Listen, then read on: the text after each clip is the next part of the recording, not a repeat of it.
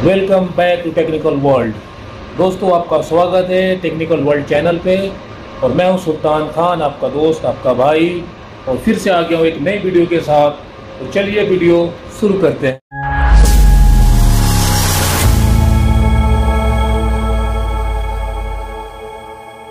Start होके ये जामिल का AHU यूनिट है। इसके हीटर के ऊपर बात करते हैं। हीटर का जो कॉमन जो उसका वायरिंग है उसके ऊपर, जो उसका हीटर का वायरिंग डेल्टा पे होगा या स्टार पे होगा, उसके ऊपर बात करते हैं कि हुआ क्या है।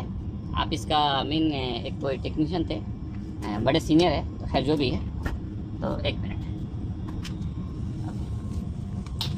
तो जनाब ने ये कहा, तो इसीलिए मैंने कहा इस पर वीडियो बनाया जाए। तो जनाब ने, आप देखिए, आप अगर इसका कोयल देखेंगे तो 1 2 3 4, एक में आपको 3 कोयल है।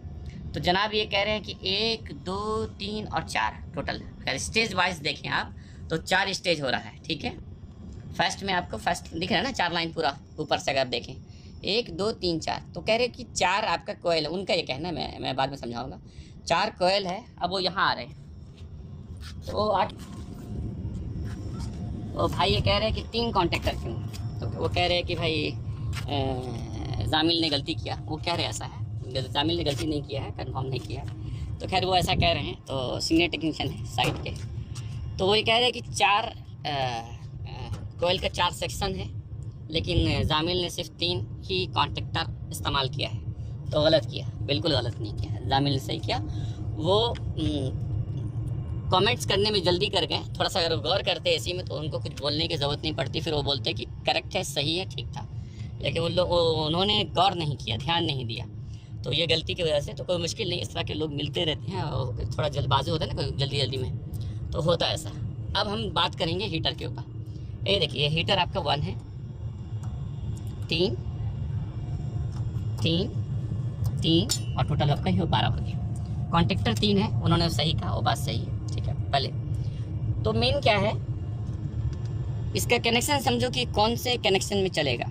तो डायग्राम बता रहा है, अकॉर्डिंग टू जो डायग्राम के हिसाब से, आप डायग्राम को जब फॉलो करेंगे उसके हिसाब से जो ये पहचान है, सिंबल है आप जो देख रहे हैं, क्लियरली मेंशन भी किया है डेल्टा वायरिंग में ये चलेगा। तो डेल्टा वायरिंग कैसा होता है लोग जानते होंगे। डेल्टा वायरिंग कैसा होता है, डेल्टा वायरिंग ऐसा होता है जो लोग मालूम होगा आपके। इसके 6 पॉइंट है। एक इस तरह से कर लो, line 1 line 2 line 3, same line 1 line 1 line 2 line 2 line 3 line 3, यानी कि दोनों तरफ से आपको 3 फेज देंगे।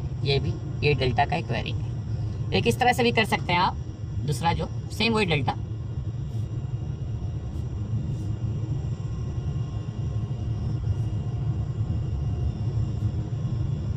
ये भी डेल्टा है आपका, ठीक है। यानी कि 6 पॉइंट है आपका, 1 2 3 4 5 6, 1 2 3 4 5 6। तो ये दोनों को आपस में मिला दिया, लाइन 1 यहाँ दे दिया, काफ़ी है, सेम है, काफ़ी है। आप दोनों को मिला दिया, लाइन 2 दे दिया, और दोनों को मिला के लाइन 3 दे दिया, ठीक है। तो ये दोनों कर सकते हैं। लेकिन कभी कभी क्या है, इस तरह क्यों करते हैं, यानी कि मान लीजिए आपको छोटा केबल चाहिए, जैसा आपको एक थोड़ा समझाने के लिए मोटर पे आइए।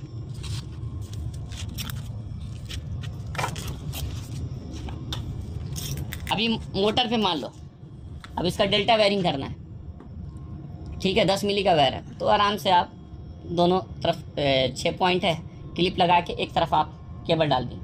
लेकिन मान लीजिए कोई साइड में आपको 30 मिली का वायर लगाना पड़ता, बड़ा हेवी मोटर है, तो केबल नहीं जाएगा। तो वहाँ आपको 2 केबल लेना होगा, केबल नहीं जाएगा, है ना। 2 होल दिया हुआ रहता है, इसीलिए 2 एक्स्ट्रा होल दिया रहता है, इसमें दिया हुआ है।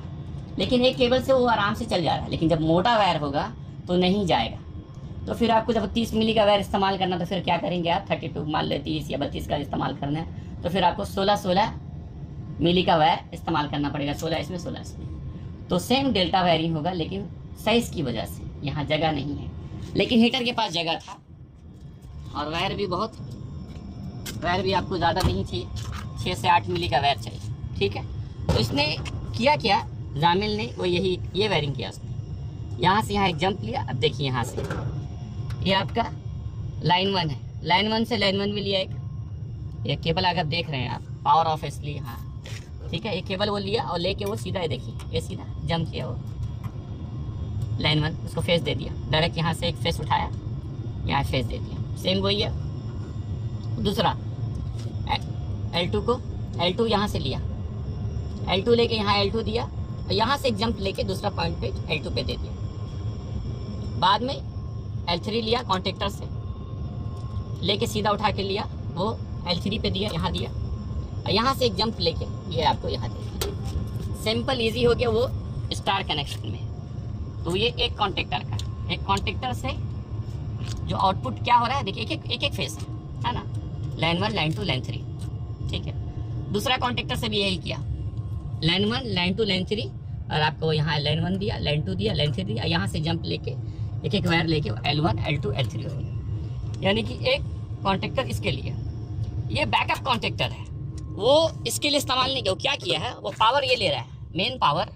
सबसे पहले वो मेन जो पावर सप्लाई है, मेन पावर सप्लाई वो ब्रेकर में है, वो मेन ब्रेकर से डायरेक्ट वो केबल, ये केबल आ रहा है, ये वाला, ये देखिए ये केबल आ रहा है, वो यहाँ लग रहा है, ठीक है। यहाँ से फिर ये आउटपुट किया, लाइन 1 लाइन 2 लाइन 3, फिर ये आपको आउटपुट करके वो फ्यूज में लेके आया, फिर फ्यूज का ये इनपुट हो गया। यानी पूरा एक ही केबल है, अभी मेन पावर है ना, ये इसका इनपुट है, ये आउटपुट है, फिर वो लाके ये इसका इनपुट किया, यहाँ इनपुट करके फिर इसका यहाँ से फिर आउटपुट किया, फिर आउटपुट किया, फिर आउटपुट करके फिर ये इसका कॉन्टेक्टर में इनपुट के लिए, ये पावर सप्लाई के लिए कॉन्टेक्टर इस्तेमाल किया है। हाँ, पावर सप्लाई के लिए कॉन्टेक्टर इस्तेमाल किया है। फिर देखिए ये इसका इनपुट है, यानी फ्यूज से जो आउटपुट हुआ है वो ये इसका इनपुट है, ये इनपुट हो गया। फिर यहाँ से ये आउटपुट कर रहा है, वो इस्तेमाल किया है। अगर नहीं भी है तो डायरेक्ट आप वो पावर सप्लाई यहाँ दे सकते हैं, बिल्कुल दे सकते हैं, इजीली इसको हटा सकते हैं आप, डायरेक्ट आप इसको यहाँ पर दे सकते हैं। तो वो अपना सेफ्टी के लिए अपना इस्तेमाल किया है कॉन्टेक्टर। तो ये पावर सप्लाई के लिए है। हाँ, ये हीटर के कॉन्टेक्टर के लिए जब डिमांड आएगा तो ये दोनों डिमांड के ऊपर चलेगा, काम करेगा, ये नहीं। हाँ, इसका ओके। तो ये इसका इनपुट हुआ तो ये आउटपुट हुआ। आप देखें यहाँ लिखा है ना, क्लियरली मेंशन है भाई, L1 L2 L3। तो ये वाला जो पीछे वाला L1 L2 L3 वो कहाँ लग रहा है, देखिए यहाँ से निकल के वो यहाँ लग रहा है, L1 L2 L3, फिर आपका L1 L2 L3। तो जामिल ने एक कॉन्टेक्टर इस्तेमाल किया है पावर सप्लाई कंट्रोल, जो हीटर को जो कंट्रोल करेगा उस कॉन्टेक्टर को देने के लिए। डायरेक्ट नहीं पावर सप्लाई दिया, जबकि देखिए कंप्रेसर में, ब्लोअर में सब जगह डायरेक्ट रहता है, लेकिन हीटर के लिए जो AHU में जो हीटर इस्तेमाल करता है उसके लिए वो ये बैकअप कॉन्टेक्टर इस्तेमाल करता है जामिल, ठीक है। उसका एक अपना डिज़ाइन है, उसका अपना ये है, ठीक है। तो ये हो गया। तो मेन आपका ये इसका आउटपुट, फिर वहाँ से आपका ये इनपुट है, ये फिर इसका आउटपुट है, फिर यहाँ से फिर इसका ये इनपुट है और ये आउटपुट है। ये दोनों कॉन्टेक्टर को पावर सप्लाई दे रहा है, ठीक हो गया।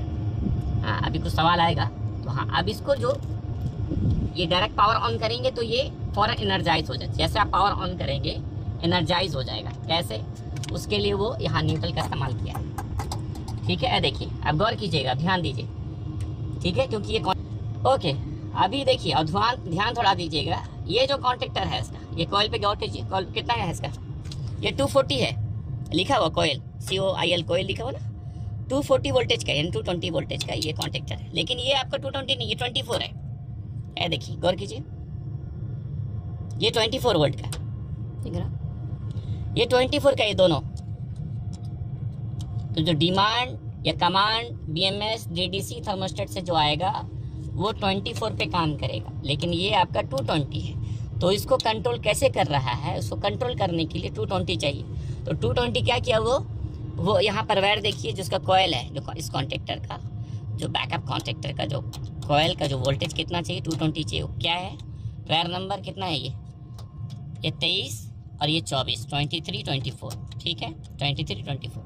23 कहाँ से लिया है वो, यहाँ से, ये न्यूट्रल से लिया है। तो डायरेक्ट वो न्यूट्रल लाके यहाँ दे दिया। अब उसको हाँ, डायरेक्ट वो न्यूट्रल लाके सीधा डायरेक्ट वो आपको लाके यहाँ दे दिया। अब आपको चाहिए क्या, फेस चाहिए। फेस कहाँ से लिया है वो, फेस यहाँ से उठा के डायरेक्ट उसको दे दिया। तो जैसे आप ब्रेकर ऑन करेंगे उसको वो मिल जाएगा, है ना। तो वही फेस लाके, हाँ, लेकिन सॉरी एक मिनट, मैंने थोड़ा सा मैं ये किया, वो सब सही था। ये वाला को डायरेक्ट नहीं दिया वो, सॉरी ये वाला को वो उठा के डायरेक्ट वो उठा के वो लेके गया है यहाँ पर, वो लेके गया है, क्योंकि वायर नंबर कितना है आपका, यहाँ से 22 लेके गया है, लेकिन वो वहाँ पर 22 लगाया है, आउटपुट 24 किया है, आउटपुट 24 किया है। तो वायर ये क्या है आपका, ये है OHT, सैमसंग ओवरहीट थर्मोस्टेट है वो, यानी कि इफ़ बाय चांस हीटर गर्म हो जाए, कुछ एबनॉर्मल रहे, तो वो आपका इसमें हमेशा नॉर्मली आपका कंटिन्यूटी होना चाहिए। तो किसी वजह से कोई प्रॉब्लम हुआ तो कंटिन्यूटी नहीं मिलेगा। कंटिन्यूटी नहीं मिलेगा तो जो ये आउटपुट आपका, ये 24 नंबर आपको दिख रहा है वायर, 24 नंबर, ये 24 नंबर, वो 24 नंबर यहाँ आ रहा है। तो ये नॉर्मल होना चाहिए, तब जाके ये आपका एनर्जाइज होगा। इसमें कंटिन्यूटी रुका, ये आपका एनर्जाइज नहीं होगा। ये एनर्जाइज नहीं होगा तो आउटपुट नहीं देगा पावर, पूरा पावर ओके होने पर भी नहीं देगा। तो इसमें कंटिन्यूटी होना चाहिए। तो अगर इसमें कंटिन्यूटी नहीं है किसी वजह से भी, कोई भी प्रॉब्लम होने की वजह से या नॉर्मल होने की वजह से भी अगर नहीं हुआ तो फिर आपको कंटिन्यूटी नहीं देगा। कंटिन्यूटी नहीं दिया तो आपका ये एनर्जाइज नहीं होगा। जब ये नहीं होगा तो आउटपुट नहीं देगा। तो यानी कि आपका कनेक्शन इसका एक डायरेक्ट न्यूट्रल डालिए और उसका जो फेस है, फेस यहाँ से लेके आप इस पे लेके जाएंगे OHT पे, और OHT से आउट करके सीधा आप लेके आप यहाँ लगा दीजिए, बात खत्म। बस ये इसका पावर सप्लाई का वायरिंग है। ये ब्रेकर, फ्यूज, कॉन्टेक्टर और इसका ये डेल्टा वायरिंग ये है। बाद में रहा इसका कंट्रोल का वायरिंग। कंट्रोल का वायरिंग के लिए दूसरा वीडियो बनाएंगे। वीडियो थोड़ा सा बड़ा हो गया है, ठीक है। पार्ट 2 में उस वीडियो को कंप्लीट कर देंगे, आप समझ लीजिए, आसानी होगा, तो मिक्सअप नहीं होगा ना। ओके, इस वीडियो में इतना ही, थैंक यू।